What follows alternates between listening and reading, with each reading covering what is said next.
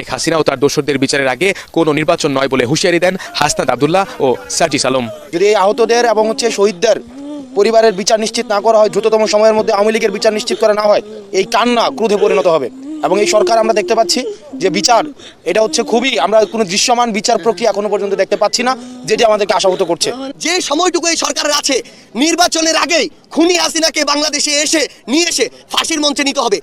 যতদিন না আমরা খুনি হাসিনাকে ওই ফাঁসির মঞ্চে না দেখছি, এই বাংলাদেশে কেউ যেন ভুলক্রমেও ওই নির্বাচনের কথা না বলে।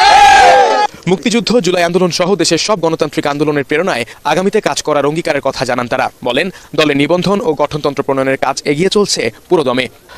সাভার জাতীয় স্মৃতিসৌধে শ্রদ্ধা জানানোর পর জুলাই অভ্যুত্থানের শহীদদেরও শ্রদ্ধা জানায় নবগঠিত জাতীয় নাগরিক পার্টি। এ থেকে তাদের বার্তাটা স্পষ্ট, ৭১-এর সাথে নেই ২৪-এর কোনো সংঘর্ষ।